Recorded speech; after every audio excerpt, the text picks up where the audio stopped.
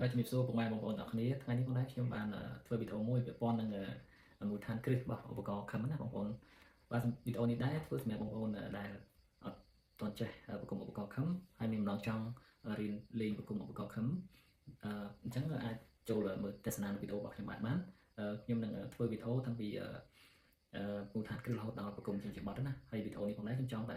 គ្រាន់តែចង់ចែកម្លែកទៅដល់បងប្អូនអ្នកដែលមិនទាន់ចេះសម្រាប់បងប្អូនដែលចេះហើយអាចទស្សនាក៏បានឬក៏អូសរំលងក៏បានហើយខ្ញុំធ្វើនេះមិនមែនថាខ្ញុំជាអ្នកចេះដឹងអីណាទេគ្រាន់តែចង់ធ្វើចែកម្លែកទៅដល់គេហៅថាអ្នកដែលចេះតិចជួយបង្រៀនអ្នកដែលមិនទាន់ចេះសោះហើយអ្នកចេះច្រើនអាចបង្រៀនអ្នកដែលចេះតិចបានហើយវីដេអូនេះគឺគោលបំណងគឺបែបនេះបាទអញ្ចឹងមកខាត់ពេលវេលាយូរសូមអញ្ជើញទៅទស្សនាមូលដ្ឋានគ្រឹះនៃការប្រគំខឹមដូចតទៅបាទតើមានសួរពុកម៉ែបងប្អូនអរគ្នាតើយើងចូលដល់មូលដ្ឋានគ្រឹះនៃការប្រគំឧបករណ៍ខឹមបាទមេរៀនដំបូងគឺយើងគេថាតំវាម្ដងមួយណា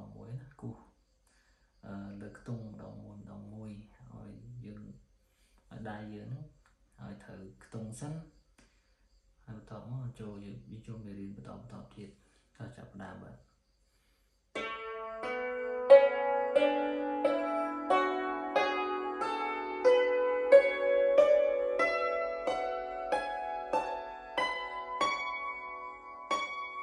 យើងត្រឡប់ចូលមកវិញ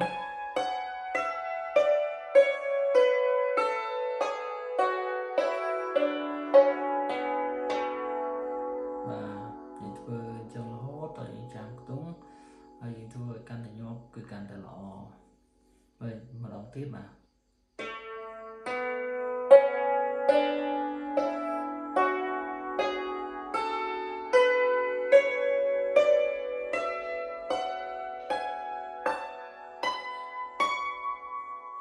ត្រឡប់ចុះវិញមក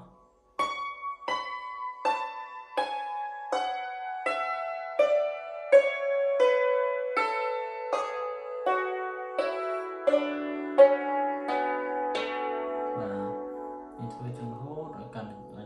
ងធ្វើឲ្យដៃយើងកាន់តែញាប់ទៅគឺល្អមែនតើគឺបែបនេះបាទដំបូងយើងយឺតមក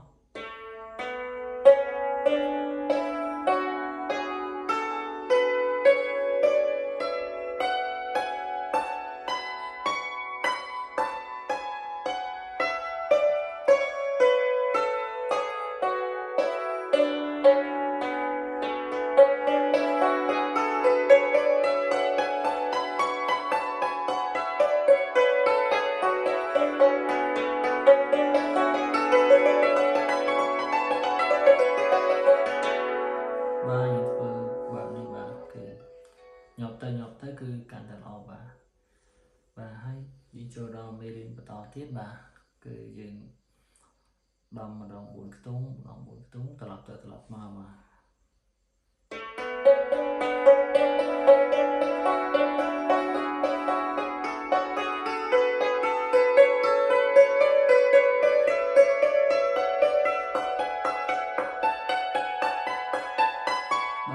ដល់ខ្ទង់នេះយើងចូលមកវិញមក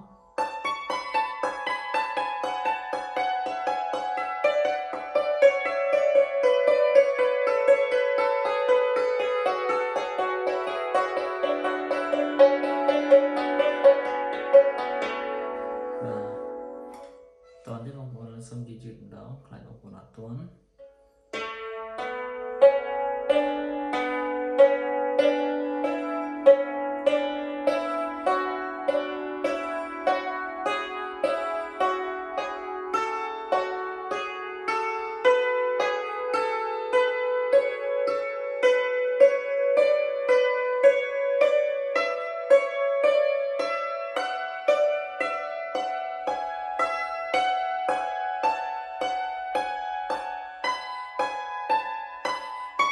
នេះដល់នេះចុះវិញបាទចុះវិញគឺយកដូរមកមុន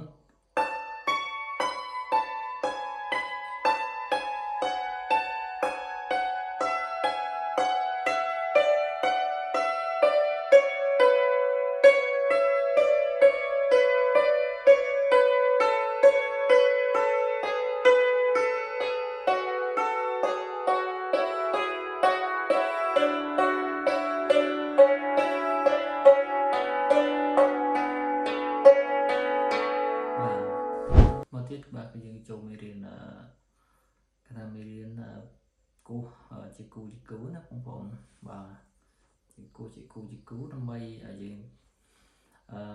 អាចលេងប្រើប្រាស់នៅក្នុងសាច់បទផ្សេងៗបានណាបងប្អូនបាទតោះជើងចាប់ដើមបងប្អូនគ្នា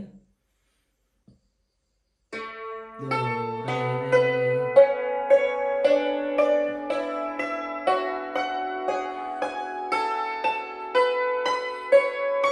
វិញត្រឡប់មកវិញមក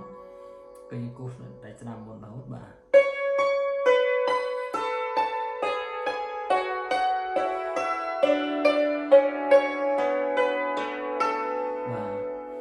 ធ្វើបែបនេះរហូតដល់យើងអាចធ្វើឲ្យលឿនជាង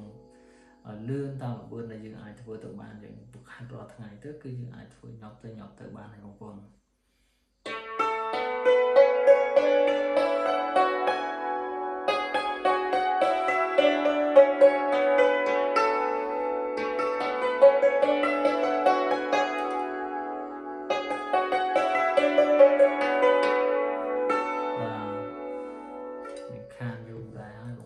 ជាស្រ័យផង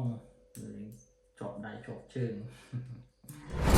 បាទយើងចូលដល់មេរៀនបន្តទៀតគឺគេថាមេរៀនរលាស់បងប្អូនណារលាស់ដើម្បីក៏ជាសាច់មួយដែលប្រើញឹកញាប់នៅក្នុងបទភ្លេងរបស់ឧបករណ៍ខឹមនេះផងដែរបាទតោះយើងចាប់ដើមដល់គ្នាគឺយើងរលាស់ក្នុង3ខ្ទង់ណាបងប្អូនវារលាស់ពីក្រោមឡើងលើលេខចក្រមឆ្វេងស្ដាំមកឆ្វេងក៏មានទាំងរលាស់បានទាំងអស់បងប្អូនបាទតែចាប់ដើមដំបូងខ្ញុំធ្វើយឺតសិនបាទគឺយើងបាទសាច់រលាស់បាទ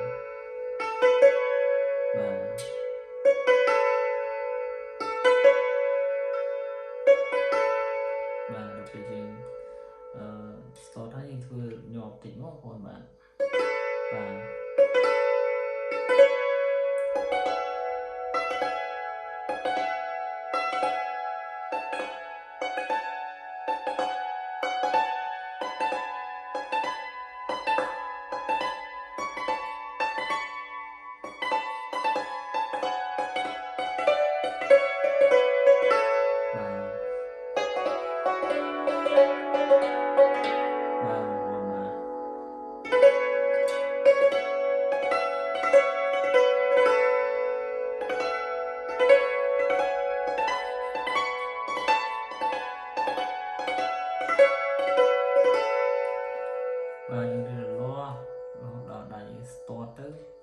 ចូលមេរៀនថ្មីទៀតណាបងប្អូនណា